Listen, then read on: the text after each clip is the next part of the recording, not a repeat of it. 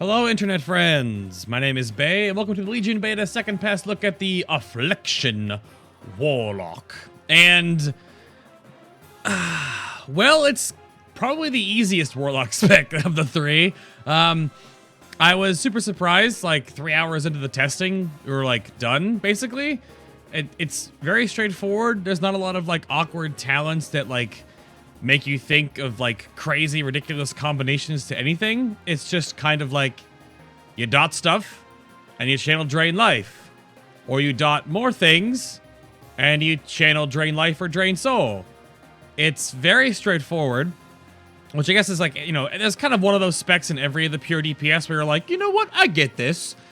It's Beast Mastery used to be kind of more difficult, but like for Marksman Hunter, now it even is a little bit more different and like harder than a Beast Mastery Hunter, whereas like the Affliction Warlock for the Warlock specs now, I am going to assume is going to be the easiest of the three, just from a mechanical standpoint. Like it's obnoxious if you don't like keeping up dots, because it is all dot management. But if you like keeping up dots, here you go. So we'll jump right in to the basic spellbook, and then everything else, of course, down below is going to be in the video description box below. Is going to be linked to the VOD. You can check all that stuff out down there. Link to my Google document of all the other testing I have done, and the notes and bug report. There is a blue post thread that I will try to summarize, but if you want to find out how Agony generates soul shards with a gigantic blue post, that's linked down below in the notes section as well. So we'll take off Uthalesh, the Deadwind Harvester, just so it doesn't change anything on our spellbook, and we'll start looking at some things. So we have Soul Leech. All Warlocks, I was told, have Soul Leech. I'll confirm that, of course, as I go through the rest of the Warlock specs. But Soul Leech is that all single target damage done by you and your minions will grant you and your pet shadowy shields that absorb 10% of the damage dealt for 15 seconds, up to a maximum shielding amount of 15% of your max HP. So it's just passive DR. There's no armors anymore for the Warlock. Like there's no demon armor or fell armor or whatever the heck you had before. Those are all gone. There is a talent version where you can upgrade Soul Leech, but by default there's no armors. Like mages have their arcane, molten, and frost armors. There's no armors anymore for the Warlock, and there's no self-buff or anything. There's no passive for it either. You also have Secrets of the Necrolite, which is your drain life is massively empowered, dealing 200% increased damage, but not healing. What this means is that the base damage is increased, but it does not mean that this does more healing based off of this damage bonus. Because jumping over to Drain Life real quick, which is one of your main spells and main filler spells of the Affliction Warlock, you will drain life from the target, causing flat shadow damage every 1 second for 6 seconds, reduced by haste, of course. So the 6 ticks you will get always happen, but they'll happen in faster succession. But then it heals you for 200% of the damage dealt. So why this perk exists, this passive, is that the other two Warlock specs also have drain life, but it's much, much weaker. But the base amount of damage is increased, but that attributes to the fact that it does 200% of the healing of this damage. Just so you know, you're not like double dipping or anything like that. You're not doing more damage and more healing, and then this also does more damage and then also does more healing. So just go off of this tooltip. This is just a passive that makes your drain life or drain soul stronger than the other Warlocks. And your passive is Mastery, which is a potent potables, afflictions, where you increase the damage done of Agony, Corruption, Siphon Life, and Unstable Affliction by a flat percentage. Siphon Life is a talent, excuse me, but I kept this as a talent choice to show because it does increase the damage of Siphon Life if you wanted to take another dot, for example. So that's why it's there, but it is a talent, but it is affected by your Mastery. And then besides that, you still have Unending Breath, which actually gives you 20% swim speed now and underwater breathing. You have Unending Resolve, which is your only DR, your only damage reduction, which is a 40% damage reduction. Immunity to interrupt and silence effects for 8 seconds. I swear that giant weird face was not there before, but may have been wrong. Still have Soul Stone, still have Ritual of Summoning, still have Life tap is a really big part of the rotation now for all the Warlocks, so 30% of your max mana is restored for the cost of 10% of your maximum health. So I'll have Health Funnel, which sacrifices some of your maximum health to heal your summoned demon for twice of that sacrificed amount. You still have Fear. Fear is a 20-second disorient effect. Damage may cancel the effect. Only one target may be feared. Still have Eye of Killerog, which I guess Eye of Killerog can fly if you can fly. So I believe I can fly. Woo! So this Eye of Killerog doing Eye of Killerog things. Just going over all the things you still have baseline.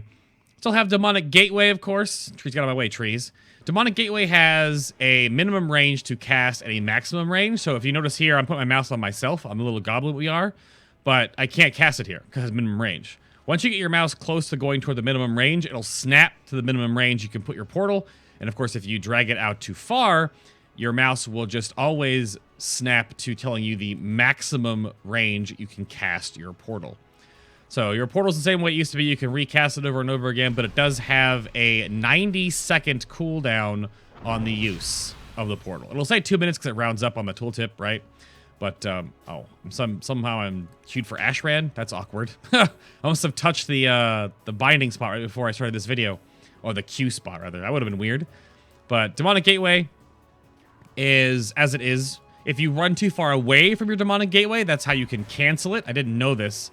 But if you actually get too far away from your gateway, it will vanish. It's like 100 yards, I think. I believe. Let's go see. I think it's gone. Yep, it's gone. It just goes poof. So if you get too far away from it, it will go away. Otherwise, to replace it, you have to then actually just recast it again. But you can never just remove your gateway after you do place it down. You can still create your soul wells, which let your raid group or party grab health stones, of course. Health stones says all they do now, I think it's bugged, instantly restores health, 3 charges. It is 35% of your actual HP, but the tooltip I think is broken. Again, all the bugs I found for Affliction are linked below. There are like almost 2 pages. But I tested on one build. There has been a build since I tested live, so things may have been fixed. I'm not going to go through and test all the bugs again. It's up to Blizzard to fix those. But if I see things that's like, oh, it's still bugged in this video, then, of course I'll tell you. You still have Command Demon, which always just commands your actual base demon to do one of the abilities it has. Like Imp is Cauterized Master. It's the heal over time. The Voidwalker is the AoE taunt or the single taunt, whatever it is. Whiplash is the knockdown. Spell Lock is the interrupt. And Fellstorm is the AoE. So, and you still have Banish, which is usable on demons, aberrations, elementals, and it prevents them from doing action for 30 seconds, limited to 1 target, and casting it again on the target will cancel the effect. Still have Enslaved Demon.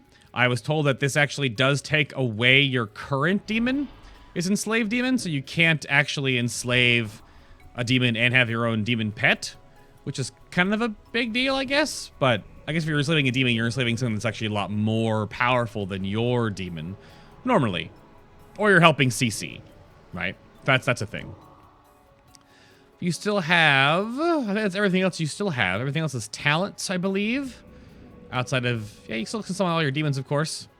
You get all your Imp and your Voidwalker and your Fell Hunter and Succubus. If you haven't seen all the new demons, I'll show you the Swole Walker here real quick. The Blueberry was drastically upgraded. You've seen the Felpy this whole time. So he looks awesome. Yeah, he's been going to the gym during Worlds of Draenor. He had nothing else to do, right? You never used him except when you're leveling. Your 2 actual cooldowns, your only 2 cooldowns, are going to be Doom Guard or Infernal. These are a 3-minute cooldown. The Infernal has an AoE stun and does strong area of effect. And the Doom Guard just lasts for 25 seconds and will assault the target with the Doom Bolt. These have a shared cooldown. So if you were to use one of your cooldowns, for example, like your Infernal, they both go on cooldown. That's your only actual DPS cooldown as an Affliction Warlock baseline.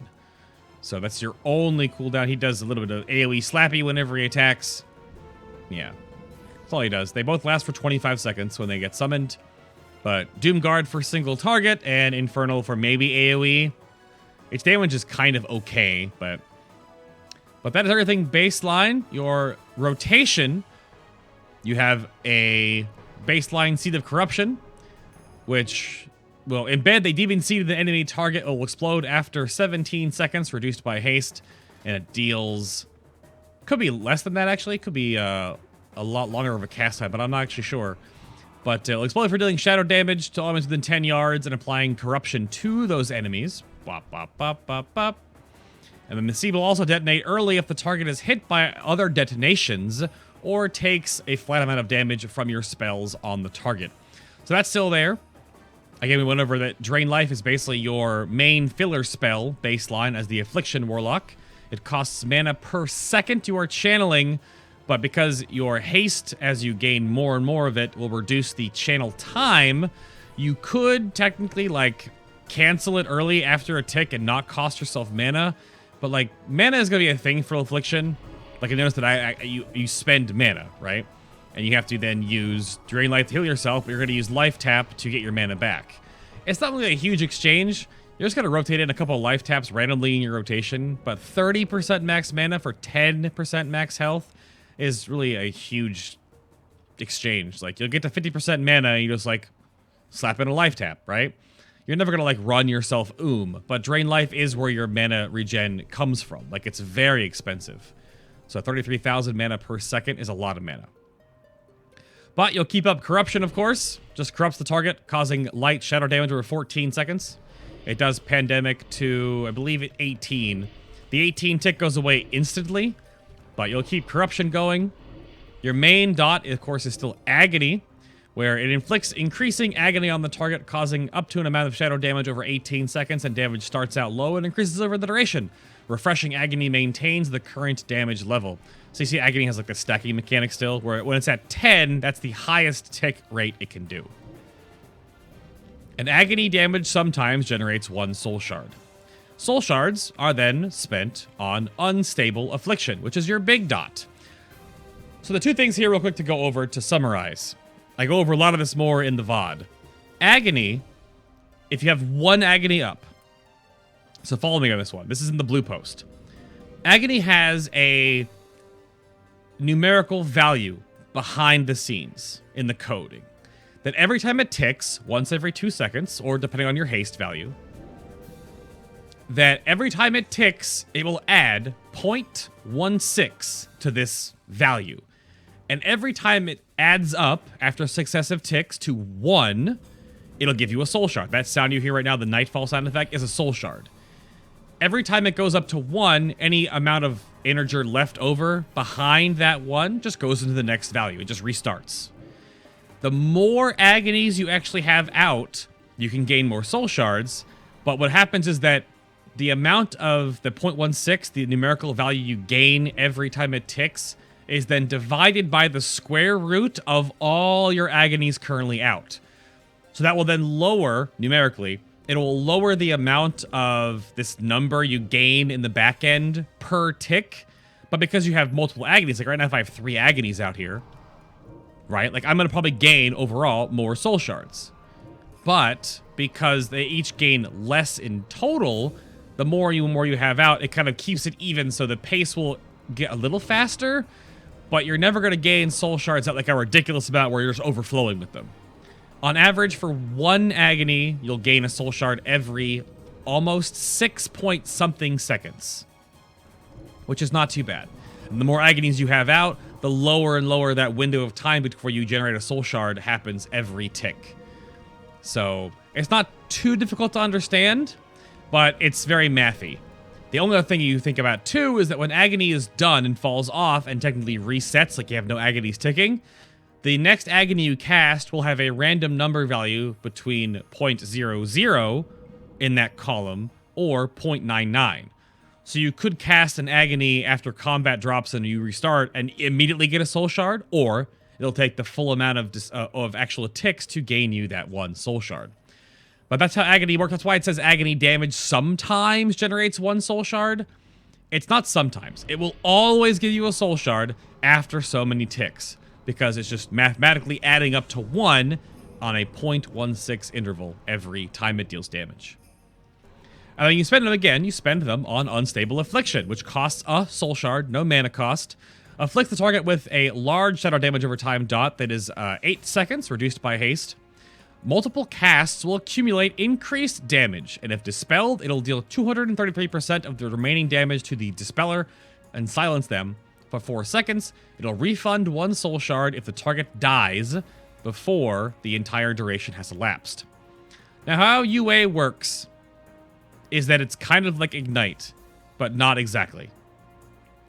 If you were to think about, if you don't know how to edit video, or you see people editing video, there are tracks of video, right? You can put on top of each other, right? And you edit down and you splice together and you squish them all down to one. Unstable Affliction, each time you cast one of it, there's no stack component with UA. Like, it doesn't tell you on the debuff that you have multiple stacks. But every time you add a UA onto the stack, you just add that damage onto the window. But you cannot, like, stack to a 5 and then just cast 1 UA into that 5 stack and continue that 5 stack rolling forward. That's not how it works. You add these, like, tracks of damage that last for 8 seconds, reduced by haste, and you'll stack on top of each other. But they're all going to have different start points and different end points. Like, I have a staircase that goes up and a staircase that then descends backwards. So, like, when you cast A, B, and C UAs, A will fall off first, then B, and then C, and etc. And that's how it goes forward. So you can definitely save up UAs to do burst. Like, you can put 4 or 5 UAs on the target at once. And then, yeah, your UAs will tick for a high amount. Let me just farm some shards real quick on these guys. And then we'll run out of combat. We'll just do it on this guy right here.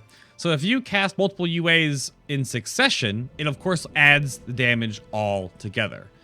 But like, the maximum number of UAs you can physically have cumulatively stacked into one dot is literally limited by your amount of cast time. Because eventually, by the time you cast enough of them, the first ones you started casting will have fallen off. Right there, I just casted all of them in a row, back to back to back to back to back, so they all just stayed stacked up. But if I were to keep, like, randomly casting 1 UA here or there, you'll then watch the reverse. Let me get a ton of shards going here real quick, just so you can see. I'll start casting on this guy first, because he's the one that's going to fall off on. So if you were to cast let's get a 5 stack here. Let's refresh these. All right, so I'm going to cast a 5 stack. And then, like, every, like, 4 or 5 seconds, just to maintain the 5 stack. That's a 5 right there. Oh, wait till it's, like, halfway done. Watch this. So 66,000. I'll recast a UA. So it refreshes the dot, but the damage will change. Because, well, if it stops critting. Oh, okay, really? So it's at 45,000 now, see? 21,000 now. Because those original UAs we cast, 7 casts ago have fallen off behind the scene. That's why UA can be... It's interesting. Because it's a dot that can be utilized to maintain a... You could rotate in shards on cooldown when you get a soul shard, and continuously keep the UA buff up all the time for light damage. Or you could save up soul shards and just spam cast UAs 4 or 5 stacks for burst dot damage. And I'm not sure how that's going to work out in the end. Like, how that will work out. Do you want to keep UA rolling all the time? Do you keep UA and, like, wait for it for certain burst windows? That'll probably depend on the encounter. On that same note, of course, the best pet you're going to be using as an Affliction Warlock will be, of course, the Fel Puppy. Because of Shadow Bite, which does flat shadow damage whenever it actually casts it, which costs 60 energy. And the damage is increased by 50% for each of the Master's Affliction damage over time effects on the target. So for pet damage, the more dots on the target, the more damage your pet will also contribute. So by default right now, we have 3 dots, right? We can add 4 with Siphon Life. Those are your 4 damage over time effects. So those will all they would technically give 200% damage to the Fel Puppy's Shadow Bite. But if you don't keep UA rolling all the time, you technically only have, 2 or 3 if you take Siphon Life or not. Siphon Life. I am suddenly Sean Connery. But UA is interesting. And the Affliction Warlocks out there will find out how it's best to be used? Like, do you cast it? When you get to 3 soul shards, do you dunk all 3 of them? And then wait for 3 soul shards again, then dunk all 3 of them again? I have no idea. You'll figure that out before I will. So let me know in the comments down below how that might work out for you all. It could depend on talents and builds. That's totally acceptable too. I'm not sure how that works out in the end. This crazy goblin with the weird skull chest thing. But that is the basic spellbook. If I'm not mistaken, that is everything based on everything else that you're seeing there is talents. Yep. And if you haven't heard already, Demonic Circle is a talent now. So more on that later, but it's no longer baseline. But which is fine. If you're going to freak out from a PvP standpoint, don't worry. Everyone's getting their mobility cut. Everyone's mobility is getting cut back. So it's not just yours, everyone's. I'm going to try to keep these soul shards going. So people always ask me about this macro I made. We actually upgraded the macro now. So we do hashtag show tooltip space 16. And now the tooltip for your macro will always, behind my head, you see it popped up right there, I think. Yeah. So right there, it's not the whole thing. I cover up the actual flavor text, but now your macro will show the little picture, will show your actual artifact you have equipped, and it'll show the hover over. Tell you're on a custom script, oh. But, what? Excuse me? Ignore. Excuse me? That was weird. It's a custom script that I made. That's... Deja Stats is the only add-on I run during beta testing, which is what gives you the better stat screen here. Interesting. I guess it has a built-in thing now because there are some scripts that can steal your personal information, but this is literally all this macro is. So, but you can copy that down and use that in the future to better access your artifact going forward. Instead of going like into your character sheet and then shift right-clicking on your artifact every single time, just make a macro for it, click on it, it pops it right up. So we have Uthalesh, the Deadwind Harvester, which is this scythe with an angry demon face on it. And these little purple things you see around me are the artifact passive of the Deadwind Harvester. You no longer kill and like dot up these souls anymore. It's kind of a blah passive now. So Reap Souls is that you consume all tormented souls collected by Uthalesh, increasing your damage done by 10%, and doubling the effect of all of Uthalesh's other traits for 5 seconds per soul consumed. You can have 12 souls maximum, which is 60 seconds. And Uthalesh collects tormented souls from each target you kill occasionally. Oh, and occasionally escape souls it previously collected.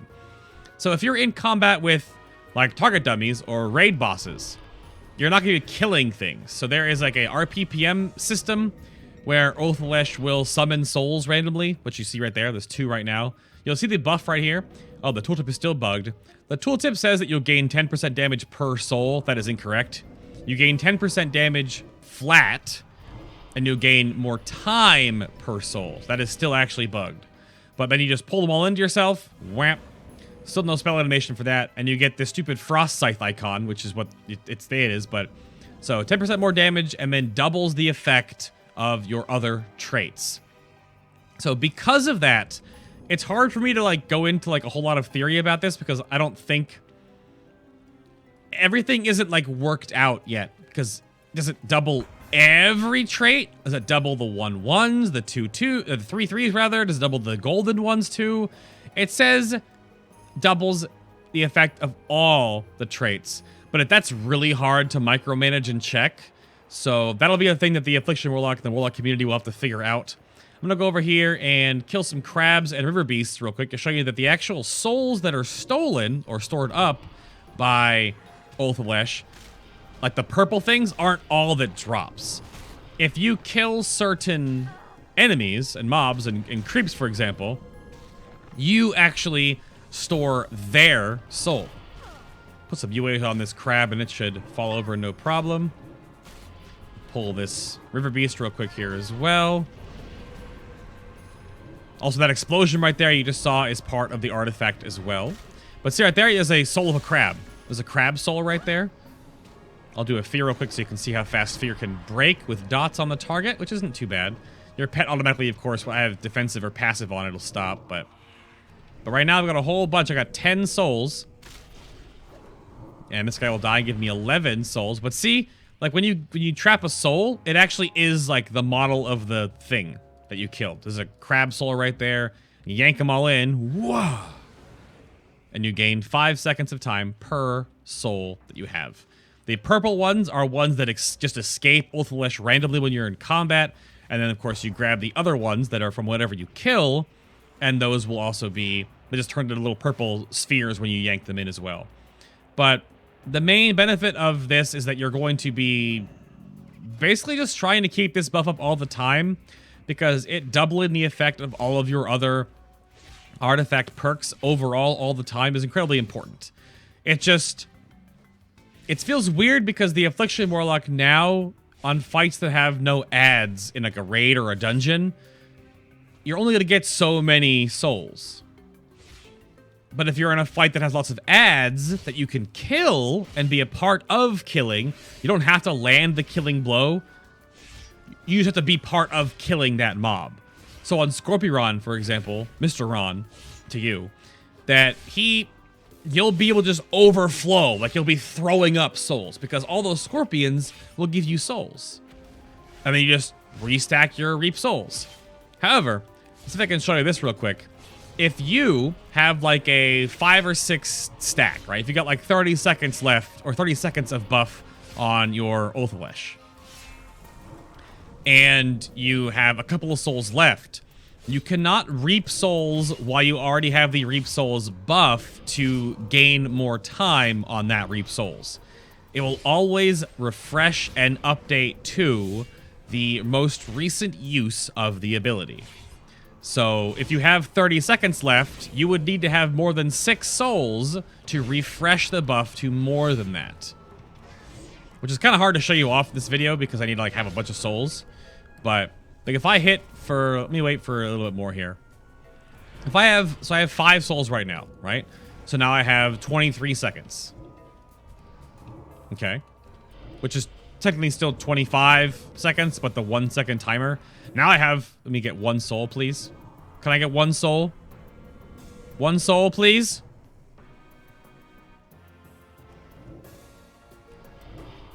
Did they change that? Oh, they may have changed something. Ah. It looks like you cannot actually gain souls when you actually have the Reaper of Souls buff on yourself. So they may have fixed that. Okay. Because what was happening is you could, you know, have 4 or 5 stacks of your souls up, right? And then if you actually like hit Reap Souls again at like 2 or 3, it would update the buff on yourself, but to the new time, essentially making you lose time on your buff. But it looks like now you no longer can. Hello, friend. Do you want to like maybe get off the giant bird sitting on the target dummies? Maybe? No? So it looks like you cannot no longer gain souls from the escape souls? No, there goes 1. Okay, maybe not. See that right there? So I has 21 seconds, and then all of a sudden I've got 4, and now it's gone. So they did not change it. I just had unlucky procs. All right, that's fine. That's fine. That's how it was before. So I was just like, I was going bonkers there for a moment. But you start off right here at Reap Souls. Let's fly through all the other artifact traits you have here. Crystalline Shadows, 2% increase to all shadow damage dealt. Remember, some of these might seem very weak, but they all get doubled by the Reap Souls buff that you'll have up, hopefully, almost all the time in combat. So 2% more shadow damage dealt. We have Seeds of Doom, which increases the damage dealt by Seeds of Corruption's explosion by 15%. It's imitatable. This word, I had to like look it up. I couldn't like pronounce it properly, and I still can't. My brain. It's 12% more damage on your agony. Shadows of the Flesh is that you have increases the amount of damage absorbed for your soul leech by 3%. So now it will absorb 13% of your damage done, up from 10%.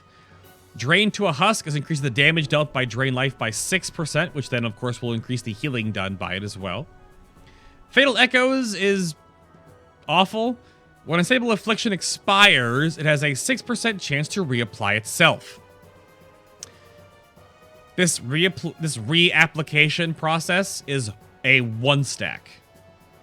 So you can't cast like 7 UAs into a stack, and then that falls off and gives you a free 7-stack.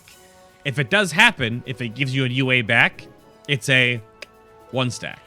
So this can happen randomly when the whole thing has to fall off, though.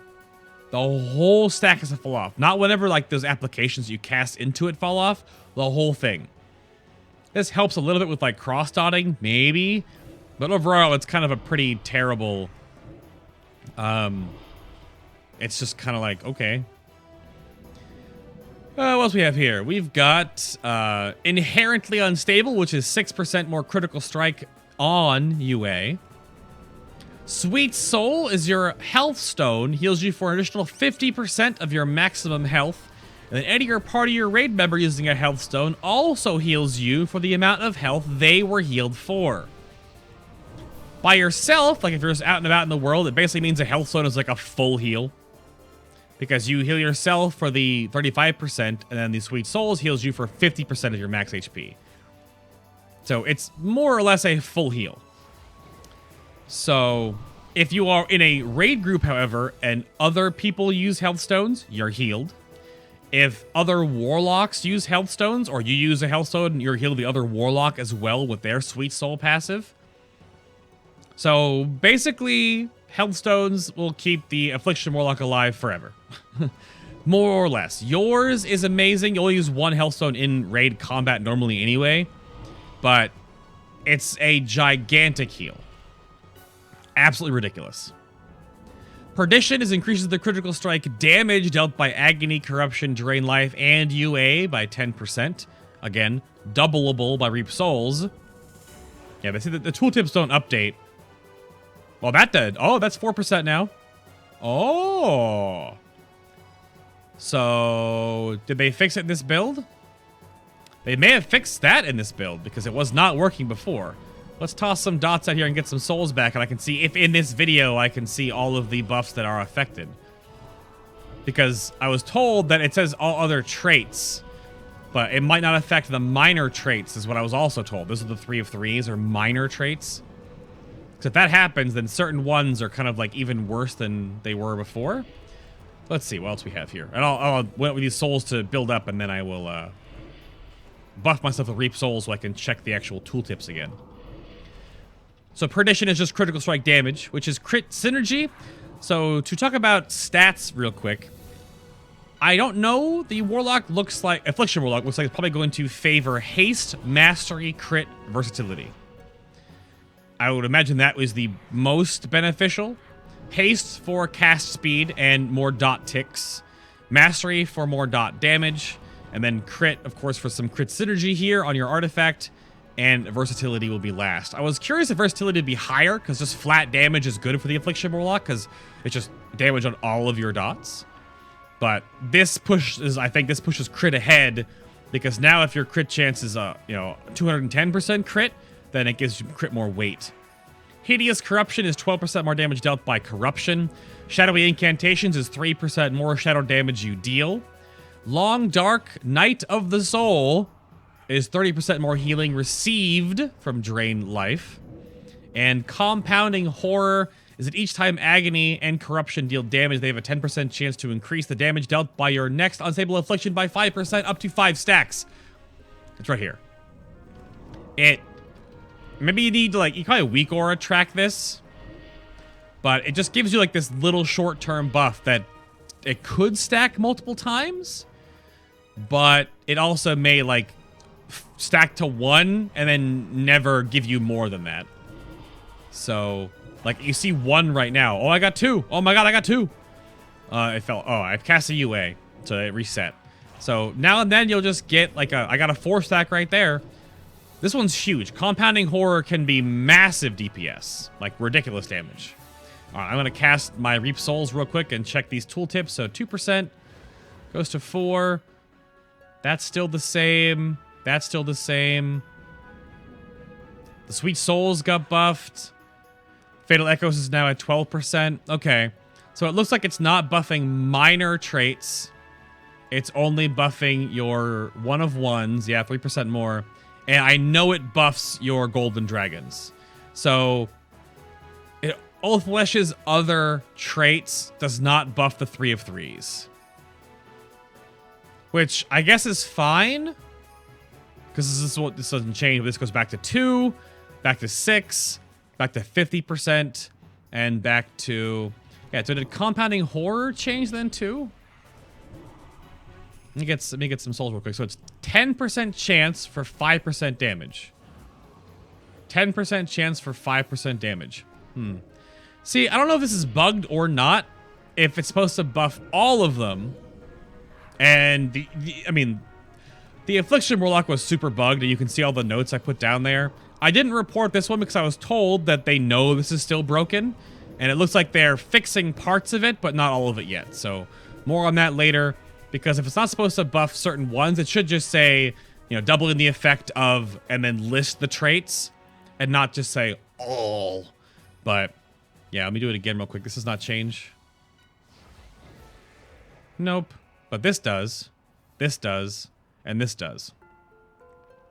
Well, they'll fix it sooner or later, I'm assuming. So, all right, your golden dragons. You have Wrath of Consumption, which after you kill a target, your damage will be... your damage over time effects will deal 2% increased damage for the next 20 seconds, stacking up to 5 times. This does double, so it will be a 4% increased dot damage up to 5 times. The explosion you saw for earlier, which I'll show off again, is called Soul Flame, which when you kill a target, its soul bursts into flames, dealing shadow flame damage to all nearby enemies. Nearby is 8 yards. So shadow flame is just passive AoE damage when something dies. And this is a big thing on the stream, is that you're like, oh, these two things are both on kill. With the new change, that's the shadow flame explosion, and here is the buff of Wrath of Consumption. If I hit Reap Souls, it should be... Oh, no, it's not. I wonder if you have to... It says 4% right here, so I guess you have to have the Reap Souls buff up when things die for Wrath of Consumption to stack 4% per. Ah, it makes it so awkward. I mean, if you're doing it properly, you should have Reap Souls up all the time anyway. So Wrath of Consumption should give you 4% dot damage increase. Yeah. I cast it after just to make sure, and it did not do anything. So one more time. Let me get some souls up before I kill this guy. And then I'll see if it does stack immediately. This wasn't working when I was testing, so that's why we're trying to do it live in this video. Just to know. So we'll just cast up our Reap Soul at 1 stack here. Kill this guy. 2%. It said 4% right there. I saw it change. So, still broken. Ah! And then your last one is Harvester of Souls or Sorrows. Harvester of Sorrow. Anyway. Each time Corruption deals damage, it's a 15% chance to deal additional shadow damage to the target and heal you for 100% of the damage dealt. Just, it gives Corruption multi-strike. So, I'm going to think for overall leveling, like the path, we don't know because of all this, like, things don't stack properly and the doubling isn't happening.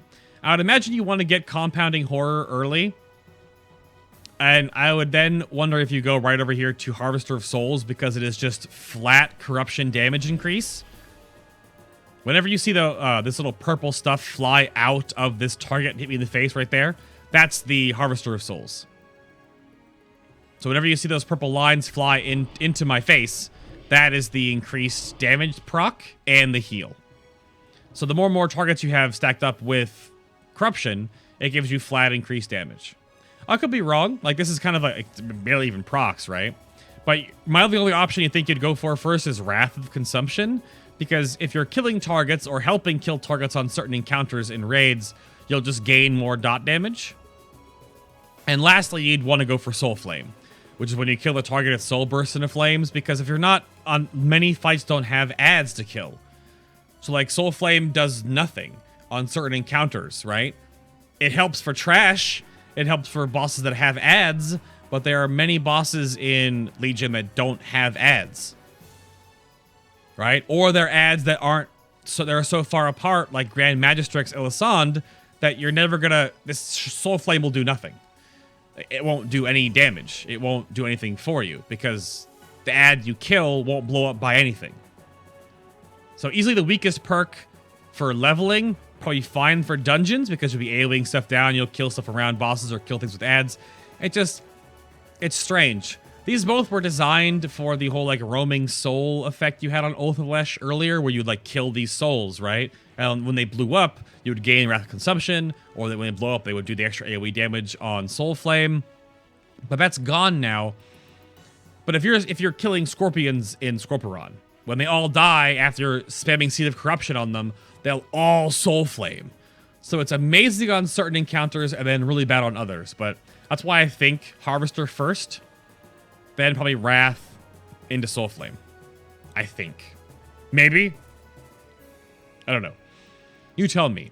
And then again, of course, this is your Paragon perk. The first point is 5% damage. The remaining 19 points, to cap it to 20, will give you 10% more damage across those 19 levels. This is the end game progression. But that is Ulthalesh, the Deadwind Harvester, which it has some awesome skins. The base one is kind of okay. Whoops. It has some really cool looking skins. But more on those later, of course. All right, talent-wise. Always first up, we are going to look at your utility talents first, and then I'll look at the actual ones that affect your gameplay a little more directly DPS-wise. So I have Howl of Terror currently selected right now, which is your AoE Fear. It's just basically, it's Psychic Scream. So it's a 40-second cooldown, up to 5 enemies within 10 yards, causes them to flee in fear. Disorient them for 20 seconds. Damage may cancel the effect. It's just AoE crowd control. It's an AoE fear.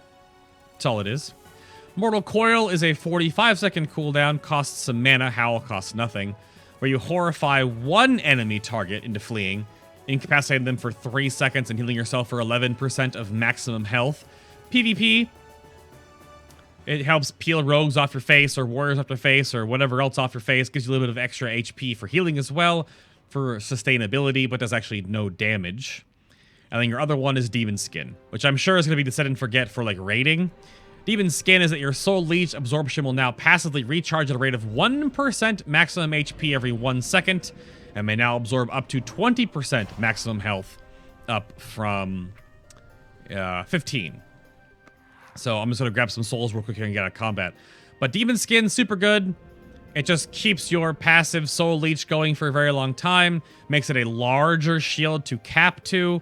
And again, it'll go to 20% max health, and because of the bonus you get on your artifact as well, it'll also stack there faster. But if you're even out of combat, you'll see here that Soul Leech will keep reapplying itself. See? It'll just keep stacking. 1% of your max HP. Keeps going and going and going and going and going. It's not bad. It'll give you a lot of extra free survivability during raid combat, and you know, if there's extra AoE damage, or there's dots going out, or whatever have you, then it's going to be a beneficial thing to have. That's why I think Demon Skin might be set and forget. But we'll see, of course, at the end. I had Burning Rush talented right here real quick. Burning Rush is just an increase your movement speed by 50%. Also damages you for 5% of your maximum health every 1 second that you are burning rushing. Movement impairing effects may not reduce you to below 100% of normal movement speed. Lasts until canceled. So that is movement and utility right there. Rah. You also have Demonic Circle, which is a talent, as I went over a little bit earlier. This is also on one button. So if you want to drop your Demonic Circle and then cancel it, you have to make a macro to cancel it, or you have to click off the buff. Because now the drop and teleport is in the exact same button, which is kind of weird. But Demonic Circle will last for 6 minutes, allowing you to cast it again to teleport to its location and remove all movement slowing effects. Limit 1 Demonic Circle. So it depends on the encounter. Movement, sprint-based movement. Your other one here is Dark Pact, which is the only other damage reduction you can actually take as a Warlock. But with passive Soul Leech, and with Unending Resolve, which is a 3-minute cooldown, that you might need to take Dark Pact all the time because it's super awesome to have DRs. And like Demon's Skin, Dark Pact is a lot of extra damage reduction and mitigation. So you sacrifice 20% of your pet's current health to give you a shield for 400% of the sacrificed health. And for 20 seconds, if you have no demon, your health is sacrificed instead, usable while suffering from control and parrying effects. I just dunked 20% of health off of my puppy dog, gained a shield for 500,000. And of course, as you gain more health, your pet will gain more health, and then the shield will gain larger and larger, but it's a 1-minute cooldown. Dark Pact is very powerful. I kind of think that the cooldown being so low makes it almost like so easy to take, but movement abilities and avoiding certain mechanics with movement like Demonic Circle is also counted as a damage reduction tool because avoiding damage means you didn't take it. But like Dark Pact is really important for fights that have like damage you can't avoid. Like if there's a crackle effect, or if there's an AoE that you can't avoid, or there's a dot that you get on yourself that's going to be randomly, consistently every pull you're going to have a dot on yourself that you need to make sure you brunt this damage. So Dark Pact is probably going to be a set and forget. I don't think it's going to be a thing that it depends. I don't know. It's weird that you have two mobility tiers in with this. I kind of wonder in a way if this is too important. And it's in a tier where you have movement, and you're kind of forced.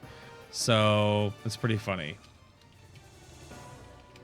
that Demon Hunter whispered me. Said, I love your videos. I hope that doesn't come up on the video. LOL. It did. That's funny. All right, then. Going back to your little 15 talents, your 15 talents for basically every spec in the game are rotational. So Haunt, first off, is a single target nuke. Wham. Single target nuke with a 40-yard range, 15-second cooldown, cast time reduced by haste, costs a significant amount of mana, but everything does for the Warlock. A ghostly soul will haunt the target, causing initial shadow damage. If the target dies within 15 seconds, though, the haunt's cooldown will be reset.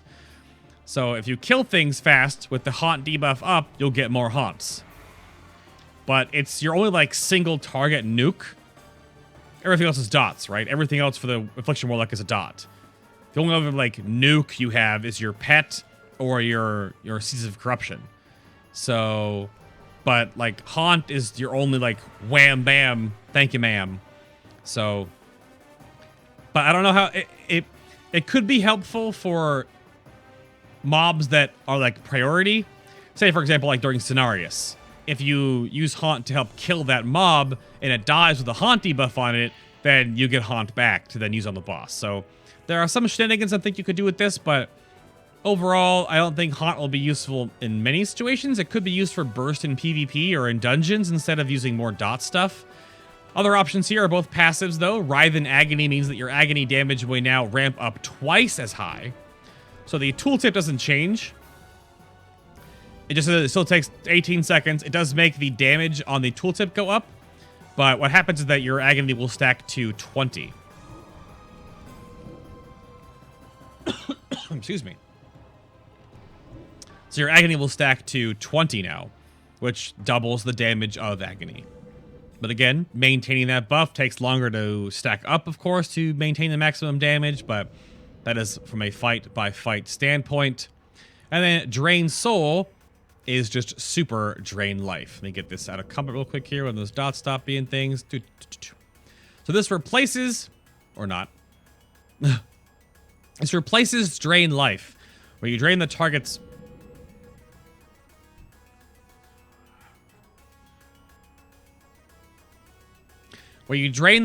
soul, causing heavy shadow damage over,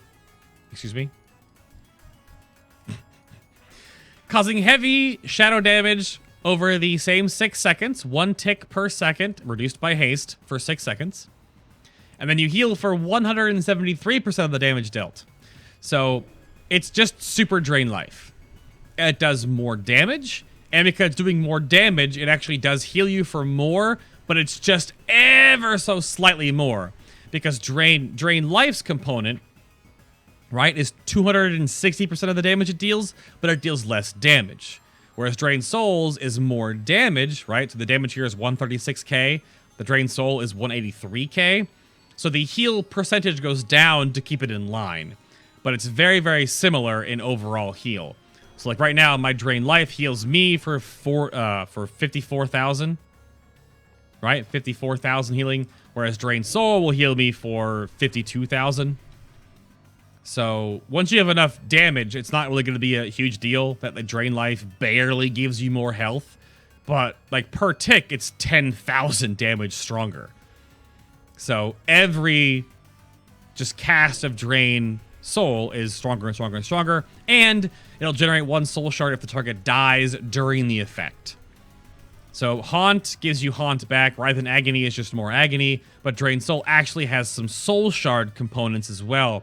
So you could use it on fights where lots of things are going to be dying and just like get a Drained Soul on something that dies and yank that soul out and do it again, yank a soul out, and you can get more souls that way in an encounter that you're just AoEing, or there are ads you could do this on to then dump more UAs into the boss, for example.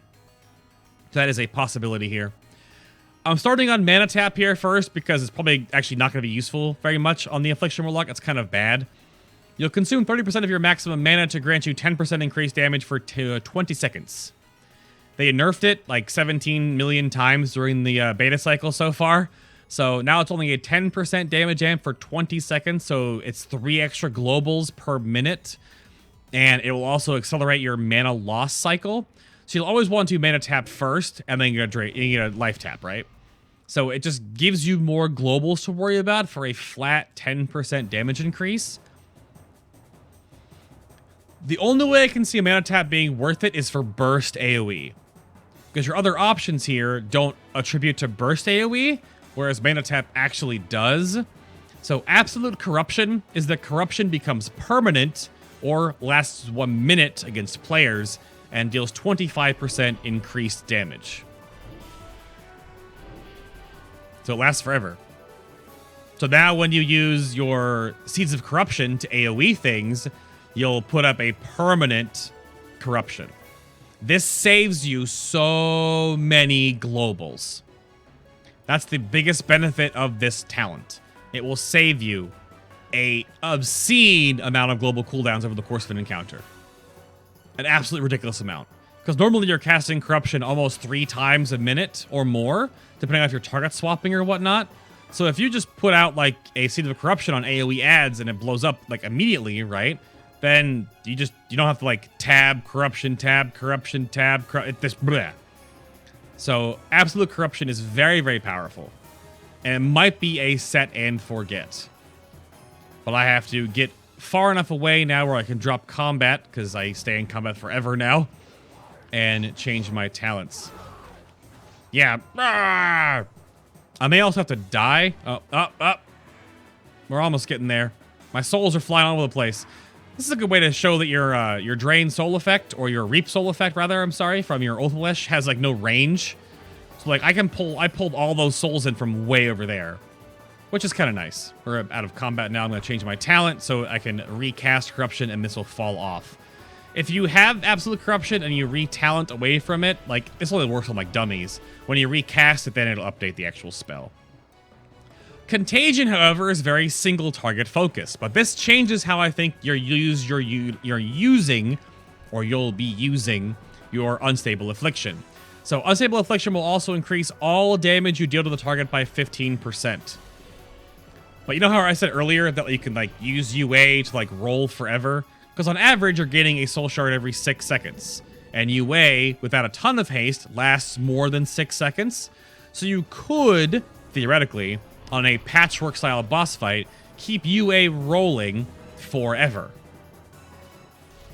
And the longer you just keep that 1 stack of UA rolling, you'll gain 15% damage from you and your pet on everything you do to that target. That just requires more micromanagement and to keep UA up all the time. But now if you use UA as like a burst, it'll do more damage, but you may also have more downtime on those UA windows, because if you don't have the soul shards to always cast UA, then you lose the contagion bonus. But it's single target burst and just more single target damage, whereas Absolute Corruption probably has a huge AoE component for like cleave AoE and spread AoE, or just saving you globals. And Mana Tap, I think, only works for burst, because you can buff yourself by a little bit and spam Seeds of Corruption to AoE like for a little more damage, because Contagion's not going to help you for AoE like that way, right? So, again, Siphon Life is down here. It gives you an extra dot, so you can then dot the world, basically. You can have 4 dots on the target. Your Drain Soul or Drain Life does not count as a dot. It's a channeled spell. But if you like dots, there you go. That's the what you like about Affliction Warlock and putting like 900 dots on people and then running away in PvP like, ha ha ha, then that's what you can do. Very just smooth extra damage. Siphon Life siphons the target's essence. Gelfling essence. Dealing damage over time. It says damage. It should say shadow damage. Over 15 seconds. Of course, it does pandemic to 19, 20 seconds? Probably 20 seconds. And healing you for 100% of the damage dealt. So even more sustain. And again, remember, it does scale with your mastery. It's high right now because I have the Deadwind Harvester buff up. So, Siphon Life, Contagion, for extra single target damage, just roll in dots. But again, if you want to roll those dots, that's what you got. You can roll those dots. Sow the Seeds is that Seed of Corruption will now consume a Soul Shard, if available, to embed a Demon Seed in 4 additional nearby enemies. So this means that Sow the Seeds with Seed of Corruption with 1 Soul Shard, combat please, will actually infect the main target and 4 nearby targets. So again, that's why like Mana Tap and Sow the Seeds now is like, Mana Tap and then just spam Seeds. Because by default, again, that, where is Seed of Corruption? Seed of Corruption. The seed will detonate early if the target is hit by other detonations or takes an amount of damage from your spells. So the way that this works that I was told that makes Seed of Corruption AoE incredibly beneficial is that you dot up like 1 main target that you're going to spam seeds on. And as long as that Seed of Corruption bursts before you cast a new Seed of Corruption, right? Like this, hopefully? Yeah. Then you spam Seed of Corruption. Because it will always blow up before the next seed lands on the target. Which may or may not happen if I don't have UA on the target, but... So if you spam Seed, and it blows up, as you cast a new Seed of Corruption, it blows up before that one didn't work, right? So, my pet's not attacking the target. Get on there, that should probably help. So, that's the way that you can spam Seed of Corruption. Is it lands, you're casting a new one, that one blows up. Damn it. My damage is too low. I can't do it. That's how you should do it, though. Is the target you're AoEing off of, the seed will blow up before you cast the next seed.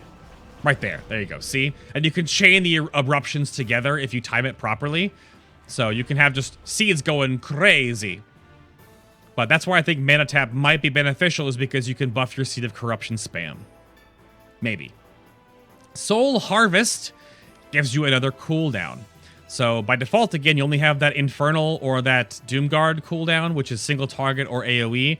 Soul Harvest has been changed. This used to be like you channeled for 2 seconds and gained 5 soul shards, but that was incredibly awkward because people were just using that all the time, because then they would just throw up like a, you know, an 8 or 9 stack UA on the pull. It'd be like 7 or 8, but you know. And then every time that Soul Harvest came up, they'd have 5 shards. They would UA, Soul Harvest, UA. Like, it was just like, that's the rotation. It was just boring. So this is not better in a way, like for damage perspective, I don't think, but this gives you a other cooldown. So a 2-minute cooldown where you increase your damage and your pet's damage by 20% for 10 seconds, increased by 2% for each target afflicted by your agony up to maximum 30 seconds. So if you actually crossed out a bunch of agonies on certain fights and then Soul Harvest, you'll have a longer Soul Harvest. So you'll just gain 20% flat damage for you and your pet. So Soul Harvest gives the Warlock, the Affliction Warlock, an extra actual DPS cooldown, which can help on certain fights that need more burst, or just help on fights by stacking more burst, because Sow the Seeds is AoE, Siphon Life is just dot damage, Soul Harvest stacked on top of everything else, though, is actually burst damage. Like, it helps you burst harder. Which otherwise, if you don't have a 3-minute cooldown on your Doom Guard, you don't have. So, very beneficial for fights like the Heart of Corruption, for example. Il'gynoth, the Heart of Corruption. You only have like 20 seconds or so inside that brain room to burst and put as much damage as you can. So you can jump in there, put your dots up, right, when Agony is getting to max stacks, or you've got your Reap Soul going. Then you can Soul Harvest for, 10 to 15 seconds or so, because you could have Agonies outside the room on like random tentacles or whatever, depending on beforehand. And then you jump inside, and then you get, 12, 14 seconds or so of Soul Harvest to put more damage into the brain. Well, the weird, goopy, globby eyeball thing, but whatever. So, pretty interesting. This tier has possibility to be utilized in many different ways, I think, anyway. Grimoire of Sacrifice, probably going to be the Grimoire you'll take most of the time on the Affliction Warlock. This tier, however, though, has lots of bonuses, lots of possibilities. So, Grimoire of Sacrifice, you kill your pet off, causes your spells to sometimes deal additional shadow damage to the target and other enemies within 8 yards, lasts 1 hour or until you summon a demon. This is just passive AoE and cleave damage, but it's extra shadow damage. Just extra dot damage, even on one target, it'll hit the one target. But if you don't want to worry about your pet, and a fight doesn't really need a pet, for example, then you could take Grimoire of Sacrifice. The other option for just like, regular kind of single target-ish damage is going to be Supremacy, where this means you can maintain control over even greater demons indefinitely, allowing you to summon a Doom Guard or an Infernal. So now you can have a permanent Infernal as an AoE pet buddy. All summons take 1 Soul Shard, by the way. So you can have a permanent, a permanent little Infernal buddy. He's probably the best tanking pet for leveling. So I'm going to probably see a lot of Infernals running around if you are leveling as an Affliction Warlock, I imagine. Or you can have a permanent Doom Guard for single target damage. Both of these permanent versions of these pets are weaker than their 3-minute counterpart cooldown versions, obviously. But they last forever. So, single target damage pet is your little Doom Guard right here, of course. You still have the command command demon. So the Doom Guard is a Shadow Lock, which is a interrupt, right? Yeah, so it's basically just counterspell. And the Infernal does the Meteor Strike, which is a 1-minute cooldown AoE stun. So that's your situation. Supremacy has their benefits there, right? Totally. Service, however, is a burst cooldown, where you will summon a second demon, which fights for you for 25 seconds and deals 100% increased damage on a 90-second cooldown. The demon will immediately use one of its special abilities when summoned. I'm still in combat for some reason. Hello?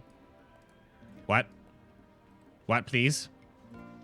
My pet, I think, is still trying to be in combat, but these damn dummies, I tell you, every time I try testing on them, they're always like, I'm going to keep you in combat forever. I may have to kill myself? I'm combat bugged because of my pet for some reason. Let's summon my felt puppy back out here. Nope, still in combat. Well, guess I'm gonna have to die in this video. I think, oh, that's what it was. I think Grimoire of Sacrifice hit these guys with damage. So let me just bonk myself real quick here in res while I talk about Sacrifice. Or Service rather. Service gives you a 90-second cooldown. And now with this, you could do even more burst, right? So you can dot things up. Blech. You can dot stuff up. You can use Soul Harvest as well. You can Soul Harvest. You can have your Doom Guard out for a single target burst, or you can then summon another demon via with Service. So even more, this is like a reticle thing. You gotta like click on which demon you want to summon. So you can have out your Fell Hunter, right? And you can be going to town here. And you can then service in another Fell Hunter. And then you can put up this buff, and you can do this. So you can have all this extra, like, burst damage. You can have 2 Fell Puppies out. You can have your Doom Guard. You can have your dots. And you can have your own Fell Puppy as well. So this is going to be like a burst combo for single target damage. So this is a possibility, right? We'll see. I don't know how the damage actually works out. But I think the Grimoires are an interesting tier just because of the other talent choices so far. where you can have this like super cross dot spec with like AoE nonsense, and you can use Supremacy with like an Infernal or Sacrifice for more AoE damage, or you can go super single target with like Drain Soul, Soul Harvest, Service, or even Supremacy, and either have just more single target damage or more burst damage. It just depends on the encounter, and that is refreshing. I'm not always right when I talk about this kind of stuff because I could be wrong, numbers-wise, but numbers aren't tuned yet, so we have no idea. I've had Soul Conduit this entire time. Every Warlock has this. Every Soul Shard you spend has a 20% chance to be refunded. All Warlocks use Soul Shards now, so there's no more Demonic Power, for example, for Demonology Warlocks, and there's no more Embers for Destruction. So every Soul Shard you spend has a 20% chance to be refunded. On average, every 5 you spend gives you back 1. Phantom Singularity is very simple. It's got to get me in combat again, isn't it? 1 minute cooldown, 40-yard range, where you place a Phantom Singularity above the target, which consumes the life of all enemies within 25 flippin' yards, dealing heavy shadow damage over 15 seconds, reduced by haste, and healing you for 30% of all the damage it deals. So, there's the overheal spam, and there's the AoE hitting this entire freaking section, and that's the purple cloud of darkness. So it is rotational survivability, sort of, but not really, but it's also just like huge area AoE nonsense. It's the Phantom Singularity, the Phantom Zone. But it's kind of, it feels weak. It does a lot of damage because it hits so many targets. So I think the best way to utilize it will be when you can actually AoE lots of things to give you lots of, but it's kind of like padding damage, right? It's not, I mean, it's AoE. Phantom Singularity is AoE, Soul Conduit is for whatever, but it's only a chance to give you back Soul Shards. And the other option here is the still broken and awkward Soul Effigy. So I will show you how Soul Effigy works, how it's supposed to be utilized. I just hope that Warlocks don't do the really bad version of it. So Soul Effigy, you bind the Soul Effigy to a target which is attackable, but only by you, and 35% of all the damage taken by the effigy is duplicated to the original target, lasts 10 minutes, and limited to 1. So by default, you just cast Effigy, and you dot it up. And the damage dealt to the effigy, 35% of it, is given to the target. This will give you more soul shards on single target fights because you can keep another agony up on the actual target, so give you more agonies going on, right? You're never going to directly attack the effigy because it only gives 35% of the damage. But you're going to attack, of course, the main target that you put the effigy on. So by default, it's kind of like a Affliction Warlock's Prismatic Crystal, sort of. But this is how it's supposed to be done. It gives you more things to cross-dot. And again, probably going to be taking Contagion and Siphon Life because you can put more dots on this target. And then you'll have more dots on the actual target with UA. And because UA is on the target, it'll increase the damage you deal to the target by 15%. Let me grab Siphon Life here if I can. No. No. No. No. Hello? My dots are all falling off. Oh. Agony's still going. Okay. So, like, Writhe in Agony, Siphon Life with Contagion. So now you've got, let me put this on my bar. Now you've got, you know, this dot, and this dot, and this dot, and you got this dot, and you got this dot, and you got this dot. And then you put your UAs on this target. You probably have to have like a focus target window to make sure you keep your dots rolling on your effigy. But you can see how this, again, you got to keep that UA on the target. And like I said before, if you like managing your dots, I'm just recasting to Pandemic early, then you can definitely do this.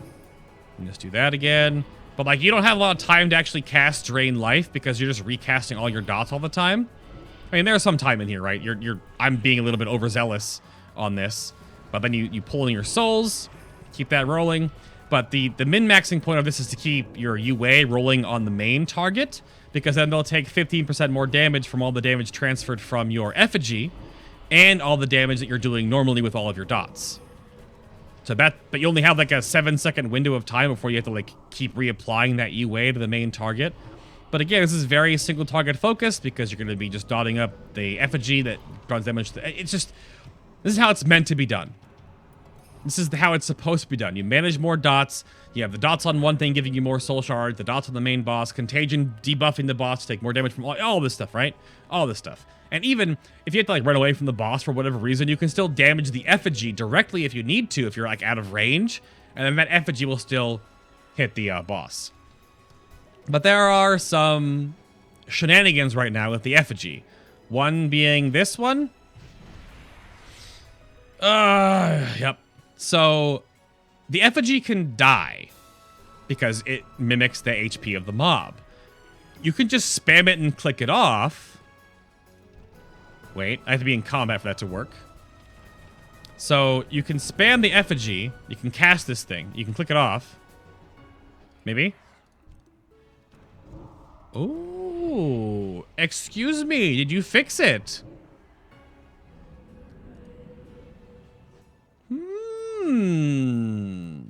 Yeah, maybe. Let me get in combat real quick and make sure. I'm kind of doing like some live testing because again, the build just came out when I made this video. So if I am in combat with the effigy and in combat with this guy and I kill it, it's still doing it. What you're seeing here is that the effigy gave me a soul. Looks like there's some internal cooldown on that. But they may have fixed it slightly. But you automatically target the effigy when you cast it, by the way. See, it still does it. So it dies, giving you a stack of Wrath of Consumption. It also gives you a soul on your Tormented Soul stacks for your Harvester. And you also saw it blowing up with Soul Flame. So it's just kind of like it can be gamed to give you more souls and gamed to give you stacks of your dot damage over time effect. And now to make it even more wickedly awkward and annoying, Grimoire of Sacrifice AoEs near it. So now if you like run into melee range and the boss has like adds near him or all this kind of stuff, you can put the effigy down. And then the effigy can take damage. But the effigy will also explode for not reduced damage on Grimoire of Sacrifice. And then if you're dotting up the things around it as well, when those targets blow up, the effigy takes damage because they're blowing up next to it. And then all of that stuff goes back into ridiculous amounts of AoE. And there's one more variable to this, which I just, maybe, like you put the effigy down on Scorpion and you AoE all the ads around him. So now if I can take the seeds, so you dot all this crap up, right? You dot the effigy up that's attached to Scorpion. You dot up a bunch of scorpions, right? You throw all this kind of stuff out there. And then you spam sow the seeds. And all these seeds are going to explode and all of them hit the soul effigy. And then all of that damage goes right back to Scorpion. It's only 35% of the damage, right? But it's just, like, it feels really awkward that you're, like, triple dipping all of this damage into the targets. It's just, I mean, you have to, like, go through combat logs to make sure this is all actually working. But, see, all those Seeds of Corruption exploded, and the soul effigy did, you know, all this damage. It, like, kind of tracks damage every, like, so many seconds, like, every 2 seconds or so. Every 1 second, maybe. Yeah, and it pulses for the damage back that it just took. So right there, it just took 42,000 damage into this target dummy. So, like, the Grimoire of Sacrifice stacking, damage, exploding, plus sow the seeds, damage, explosions, stackings on the soul effigy and not the soul effigy that also hits the soul effigy. It's just...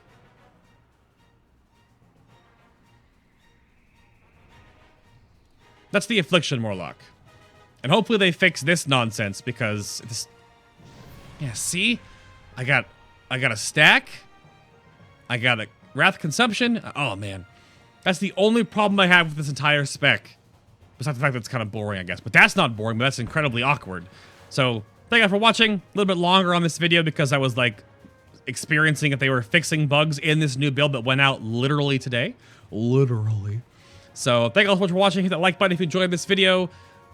Video description box below has the bug report, the notes, the link to the VOD, ways to support my channel, my social media stuff, my Twitch stream, all that good stuff down there. Thank you all so much for the growing support on the channel lately. It's been amazing. Leave me your comments down below. Tell me your... I don't know. What's a good thing to tell for Warlocks? Tell me your most interesting dot-based puns, using the word dot or dots, like awkward pauses in jokes. Give me those down below. I will see you all in the next Legion testing video.